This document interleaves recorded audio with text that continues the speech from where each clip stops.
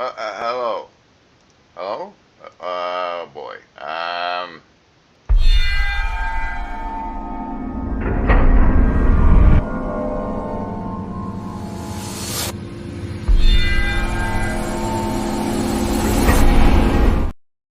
have Gavin with me in the studio, which means I had to put my headset on. I'll be bringing him on in a moment. Welcome, everybody, to today's episode, which I still have yesterday's thumbnail up. Here, you can look at that for a second. How is everybody? Oh, wait, let's play the song. It's way down there. Just do it. Ah!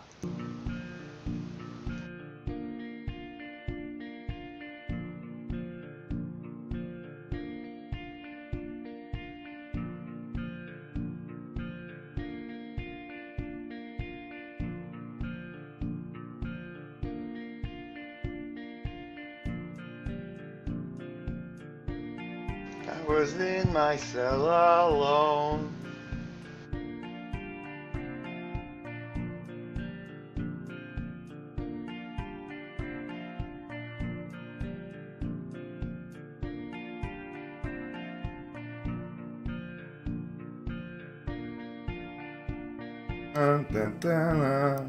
Okay, everybody, welcome to this episode. Hedonic Adaptation. I see. Hey, look, Fuska is here. And welcome, everybody. Magic, good to see you. Bart's in the... Oh, Bart's way up here. Bart's in the crowd. Red Pill, good to see you too. Jamie and Joseph. Hi, everybody. Here, Gavin, come be on the stream. Everybody, welcome Gavin, I've shouted you out a couple times, and today I was going to go into it deep, and here you are. Synchronicity. Kind of a spoiler, though, man. I had everything all set up, but it was like after a segment I run on PVK and stuff. So, do your thing. I'm mostly audience. Cool. It's Matthew McConaughey of the corner. Let's do savings throws. Would you please explain to everybody what each of the die is for and how the savings throws work? Okay, I'll try. So we have 4 dice that represent wisdom, heart. Those are my 2 favorite. The other 2, you'll have to. All right. So wisdom, is that the green one? No, that's heart. Okay. Wisdom is blue. Survival. Social. Wisdom. And heart. I usually do heart. So you want to get a 10 or above, or else your mind will be blasted. You can get extra. Your mind's getting blasted anyway. If the die you pick gets a 10 or higher, including the bonuses you get from commenting in the chat or the replays, including those bonuses, if it's over 10, then you take half damage from the blast of mind control that follows, rather than taking full damage from the blast of mind controls that follows. So nobody's totally protected. Is that what you're saying? You always get blasted to some degree? You have to have a resistance to you swim in it. So you get used to it. Remember, everybody, choose survival, social, wisdom, or heart. Today on the survival saving throw, we have a 3. That's going to be a lot of bonuses. Social, on the other hand, not 1. Wisdom, folks. Prime 19. Heart, folks. Also a nat 1. This one's gonna. We're gonna get to you on this one, guys. I don't know what to tell you. Here. Wait, Gavin. Let's do it together. This is good for all the Scott Adams fans.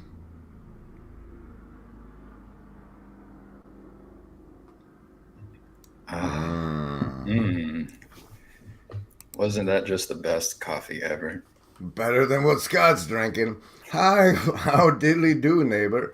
Chad, is that actually you, or is it an imposter? What's going on with all that? Jelena's in the nope, Jelena's in the house. LOL. Oh wait. Peek's heart. You're in trouble, Peek. We had a nat one for the heart today and social. Two nat ones. That's kind of the statistical odds of that. Boy, howdy. It is actually him. He says. Oh no, Anselman. Anselman, I did your coverage of Peter Jones again yesterday. Did you catch all that? Today, ow. What the hell is going? See, I don't normally have to do that. All right, today, let's see. What was I gonna go into? Oh yeah. PVK. Yes. There's a couple of things. Let's start here. First, I gotta wait. That's my notification. Oh look, Chad put out a new thing. Oh, there's a lot of talk a little. cussing in that there, Chad. In this beautiful thing of PVK, he covers me twice, and I wanted to say I'm kind of surprised that. Well, you see, I did that Kezi Fringe Encounter live stream as a live stream, and I think, like most of the Fringe Encounter people, might have missed it because it was done as a live stream, and there may be two crowds: a live stream and a Fringe. Anyway, I think of the recent things I've done, my talk with Eamon is going to be his favorite, and he's not even to that yet. But so anyway, this part here, he went into after he saw I was talking to Nakama. He played about an hour of this guy, but this part. 1818 to 1865, and his tragic fate.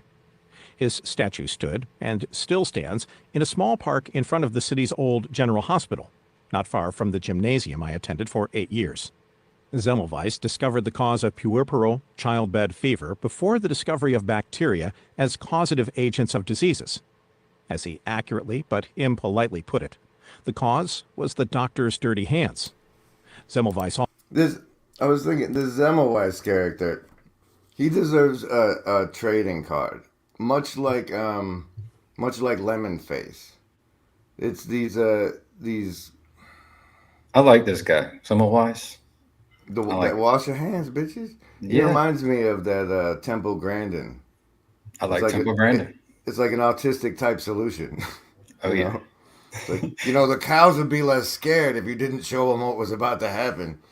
And I watched the documentary on Temple Grandin. It was good. If you wash your hands, people will quit dying. That's an autistic sort of solution, I think. Yeah, just pragmatic. Oh, okay, pragmatic, not psychotic. That's for sure. Right, but they'll treat you like a crazy person if you say something pragmatic. What do you think about that part of the talk with me and Viveki about the autism and psychosis as the bounds of the spectrum? I would have to listen to you and Viveki speak like 4 times just to get it. You guys are using, like, as the guy who might be a little autistic, is like, and I'll quote Temple Grandin, it sounds a little bit like gobbledygook. I have a hard time with some of these words, but you do a good job of following, like, the autism spectrum. Can you sum it up for me in my mind? What's the take on the autism spectrum with in cognitive science? Well, the gist of, like, isn't it weird how Joe hasn't reached out to me? I'm a gister, and anyway. It's okay. You know how some people talk to God, and we'll call that the psychotic end of the spectrum. It's like, dude, God just told me, and you're like, what, bro? That you're psychotic. Okay, so that's the psychotic spectrum, and then the autistic spectrum is like so into the material, pragmatic reality of things that, like, the social layer and above is kind of foreign and confusing. So it's like way too grounded and way too head in the clouds. I can restate it. The autistic types, they are immune to the mind control. Right? That's all it is. They have no resistance. Mind to control. Well, they just receive pictures of facts about what does work and what doesn't work, and everyone else is talking about gobbledygook, right? Social game stuff. I've found the most interesting thought experiment regarding autism I've been exposed to is take the definition of a good soldier and compare it to the autistic traits, and then see how much correlation there is and why. And then, of course, if your head's in the clouds, you start to wonder why a government might want to engineer that sort of. But no, this bit here I'm pulling out from Pastor Paul is is just I think like this Hemmelweis guy, the wash your hands fella, and Lemonface, which is the guy who is responsible for the what is the intellectual masturbatory word for that? It's I'm trying to remember Lemonface. I know you use that phrase. I just don't know who you're talking about. Lemonface is the guy who thought that because of the way invisible ink works, Lemonface thought that if he put lemon juice on his face, they couldn't see him, and so he did that, and he robbed a bank. Oh, the Dunning-Kruger effect, okay? And so the scientists who made a big deal of what Lemonface did are responsible for the term the Dunning-Kruger effect. Okay. Is what and smart people use the term Dunning-Kruger effect to indicate you're not as smart as you think you are. And really, they should say it to Lemonface. They should say Lemonface because he's the one. You know, you're being. I think they're being Lemonfaces when they say Dunning-Kruger is the thing. Okay. But That's like Lemonface is the John the Baptist for Dunning and Kruger. Yes, nice. Couldn't have had him without Lemonface. Chad is suggesting that both Tesla and Einstein were probably autistic. Anselman, as a boy, when he heard autistic, thought it meant good at drawing and painting. One of them autists. Artist. Oh, but no, I just think those cultural references like that are always going to get made, like the hand washing guy, Temple Grandin and stuff. I think we should have trading cards for those to catch people up because there's so much information. But of course, that's not the part I actually wanted to go over or anything. So let's keep going. Also developed a method for preventing the terrifying epidemics of puerperal fever, endemic to mid-19th century hospital maternity wards: hand washing with chlorinated water. I was deeply moved by the story of Semmelweis's life, the rejection of his discovery and remedy by the medical profession inconvenienced by it, and his incarceration and death in an insane asylum.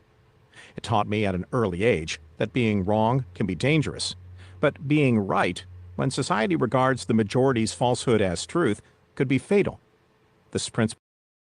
There it was. That was the bit. Yep. That's what happens to people who are right and they're ahead of their time. Okay, and then if you weren't here, we would immediately go into this. Do it. I wanted to discuss in this video the concept of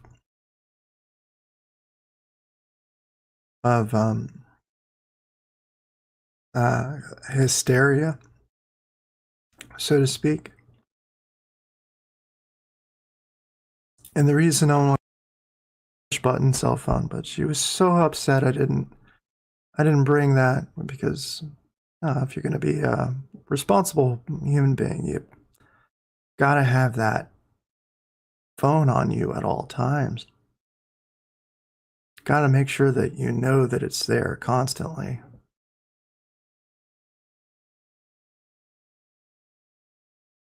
And to think that you're carrying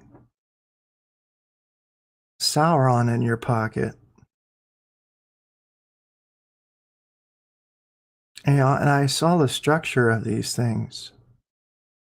It's like on the top of it, it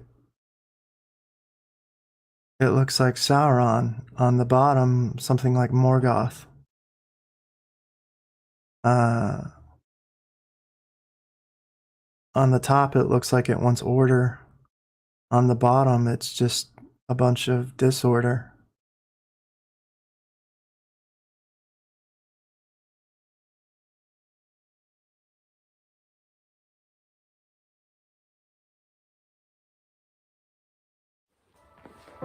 Hey there, I'm Chad the Alcoholic, and the creator of the Friday Morning Nameless channel.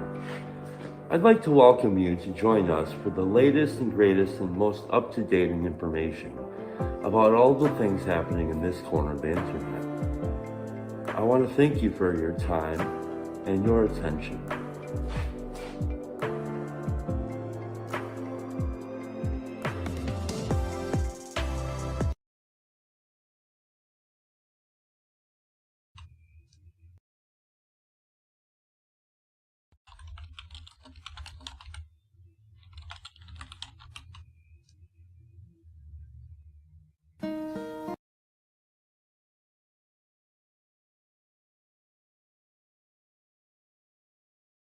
The bear. And it's like, so if you are associated with Jacob, you know, all of the danger that Jacob is exposing himself to and his behaviors, which are not peaceful, by association, you can become endangered. And then, like, my people could become endangered, like my wife and children and my co-workers, my employers, and like everyone could become endangered because Jacob wants to go and poke a bear. And, you know, poking Christians is not as dangerous, I think, as poking some other people that he has poked.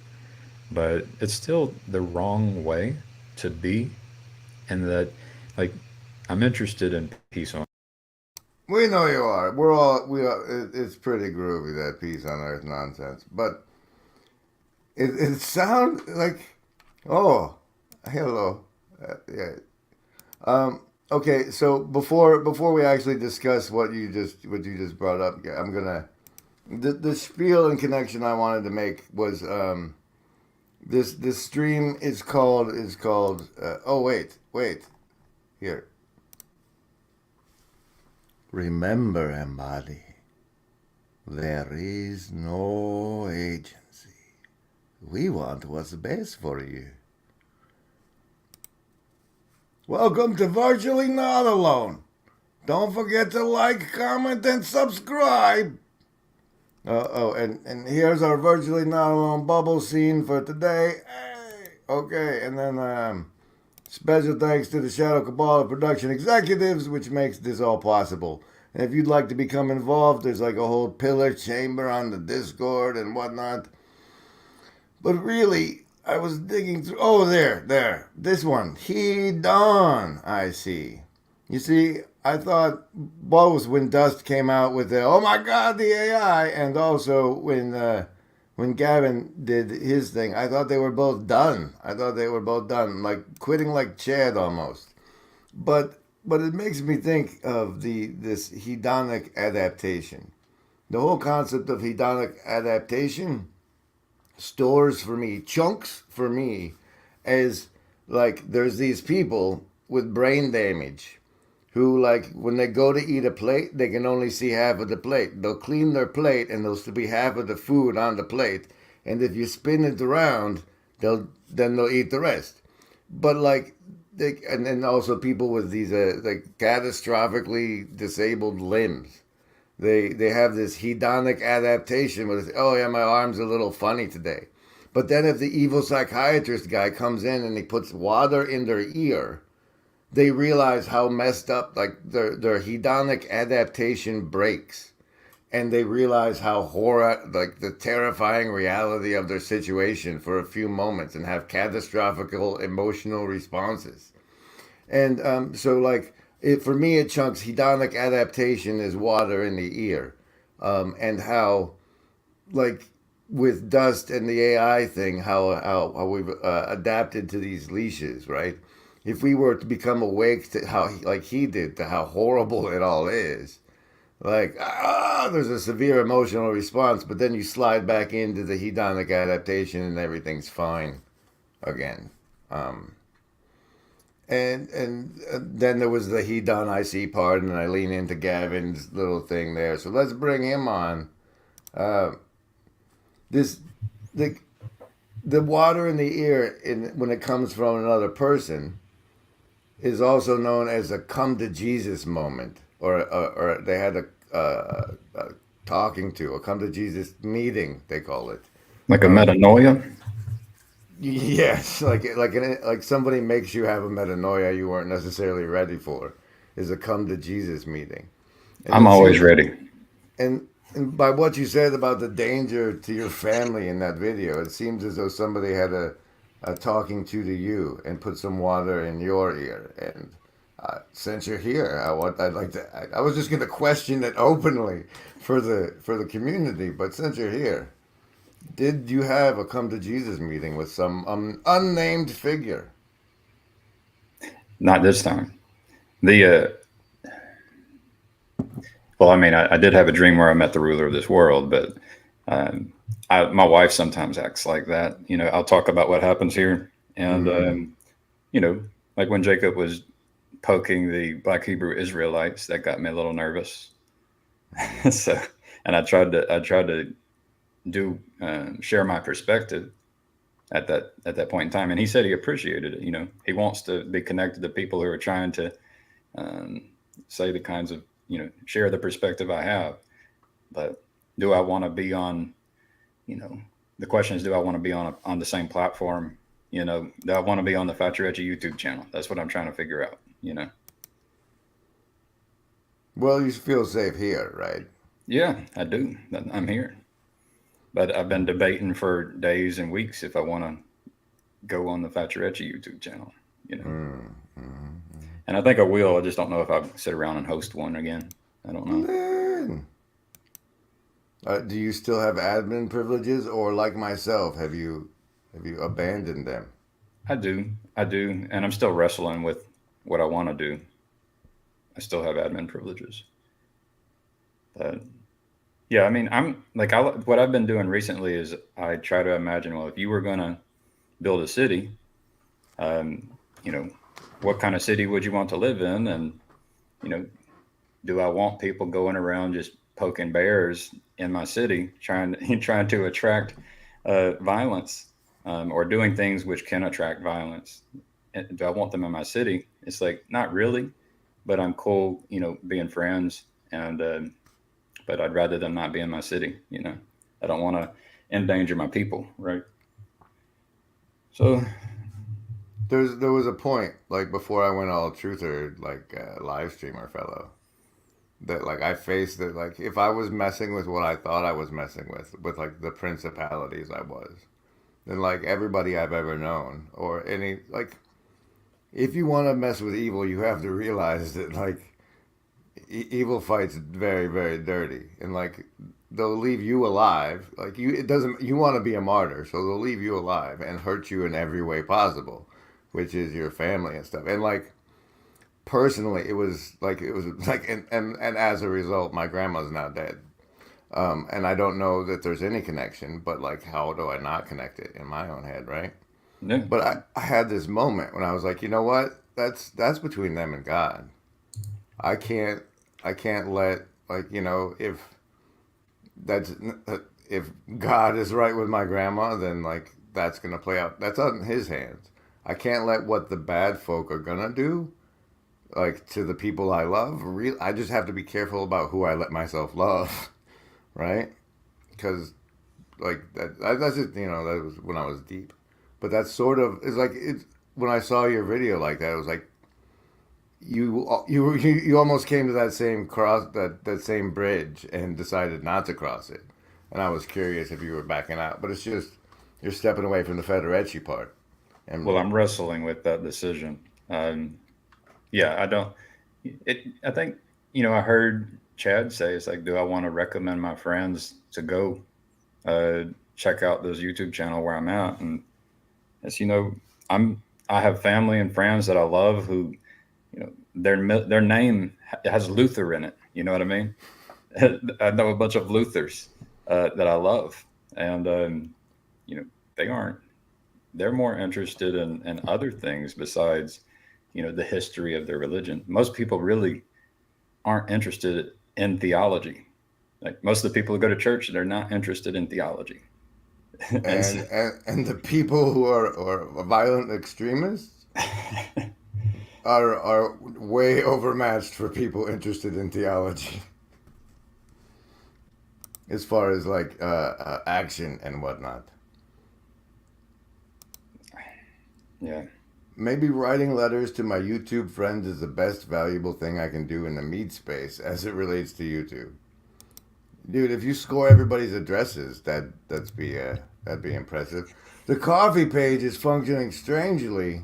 Oh man. Well, you can also support me via Substack or Patreon if you're just trying to help. PayPal works, Cash App, $, Grim Grizz. There's ways. I don't have a Venmo or a Gazelle or whatever the hell Zelle, so that's I'm handicapping myself that way. But sorry. So that's I wanted to do that autistic thing. This really long comment from Golden here. One of the best traits in almost every autistic person I've worked with many for 5 years, the more autistic, the less capable you are of dishonesty. What you see is what you get.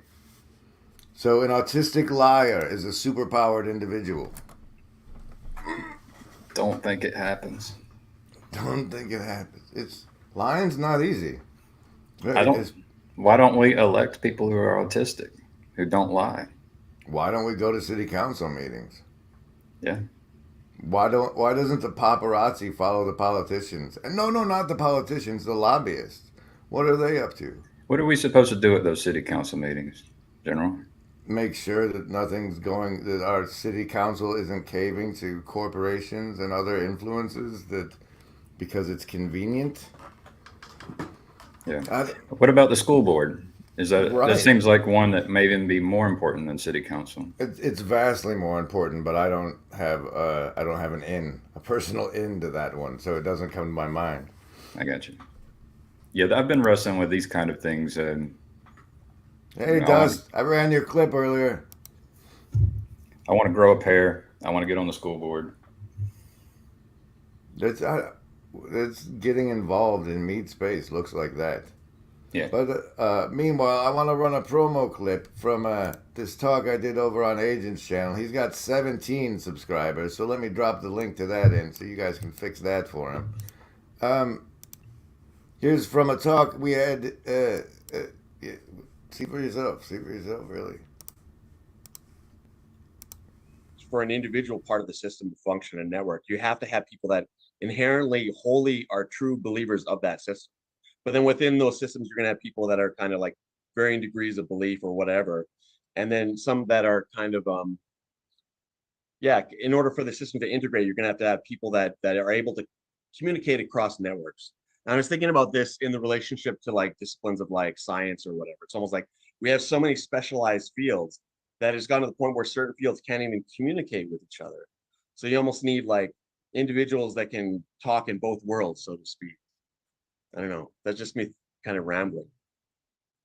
Well, when you were mapping out the visualization of the network, it mapped onto probably from the game Pirates, really, back on the NES, but like the different networks being the different cities, like you said, like for a hub to hold together, there has to be a core support belief there, and that maps to a geography. Like this is the city on that island of belief, and then the ships go between are in the communication between them.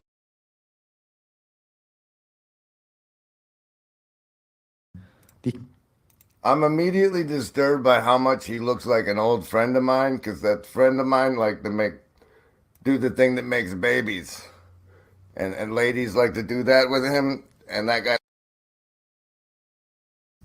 I bring this one up because Harley had the common decency to come by and thank me for the shout out in which I said exactly that. So if you want to stop by, perhaps if you subscribe to his channel and let him know it's from me, he will actually eventually release the talk I recorded for him on this day, or with him on this day. And there was a bit for me and Agent. And I got one thing I'm going to close with, but what do you think about the whole hedonic adaptation? Since that's the da da da. Welcome, ladies and gentlemen, to the hedonic adaptation episode. What are your thoughts on that topic, there, Gavin? Are we hedonically adapted to our relationship with Set Sauron over here? Well, yeah, I actually went and looked up hedonic adaptation and the hedonic treadmill. Um, yeah, I mean, it seems like, yeah, I feel a pull. Like we get these habits and routines, and we have some level of pleasure, and it seems like there's always a pull to get back into whatever that normal is. And so that's why it gets hard to develop new habits and routines, right? Um, but yeah, pretty sure Yeah. there is this hidden IC going on. He done, I see. He done. That gets into this whole notion I have for me that we're the one of the best ways to understand what we are is automating automatons, and so like you said, it gets harder to build new habits. Um, that's it's what we're constantly doing is building habits. Anything we do over and over, we get better at, and so those structures having to be torn down was like PVK referenced having to re-break a thing because it's set wrong, and That's but uncomfortable. but the hedonic adaptation with the water in the ear thing is maybe I'm using that wrong. Maybe that's a different phenomenon. That nah. But it's like the situation they adapt to is so horrendous that if they can't cope with the emotional reality of their situation, so they adapt into some pseudo fictional world that makes existence bearable. Yeah, everybody wants to feel like the good guys fighting the bad guys. You know, it's like we all kind of lie to ourselves and tell ourselves a story. That's what I see. I mean, I go around talking to people, meeting people, and I just see it everywhere. Everyone's just really kind of telling themselves a story, being dishonest, makes you feel good. It's a if you were to actually look at the truth, those stories, you would see through those stories, and you'd have to figure things out, and maybe it wouldn't feel that good, wouldn't feel as good. And so people resist change until they actually just like hit rock bottom, until they're forced to change. If we could stick some things in our ear that would just allow us to see clearly, they'd make it illegal. They would make it illegal. Janice, well, we're done but not done. Hang in there. I got another 10 minutes or so probably. Hey PBK, long hanging fruit. I thought it was low hanging fruit. Those grapes were sour anyway. Gavin, Gavin, Hello, Gavin. sir. Yes, sir. Do you have anything you want to say in conclusion? I'm a fool and I'm a sinner, and I love y'all. I love being here. All right. And now I've removed him from the studio. Goodbye, Gavin. Thank you for your time and attention. If anybody else wants to come in, you can. All else I'm going to do is point you to this weirdo I found and run a little segment. No. And run a little segment of that. It's called The Big Grift, and I saw it in my algorithm after my beggars, no. Beggars busted. His way of saving me was to aid me in my own destruction.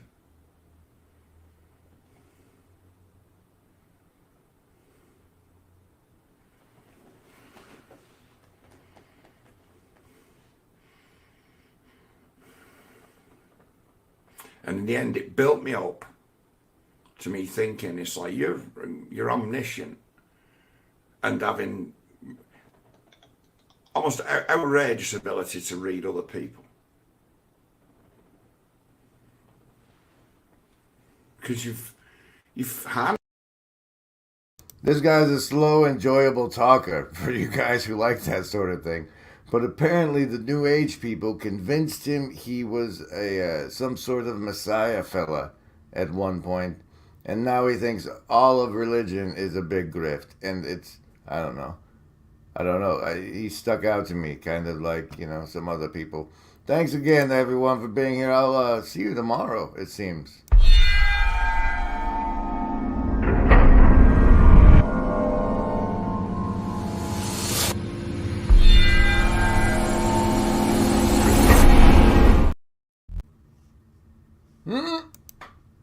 Oh, yeah, it's still January. Happy New Year.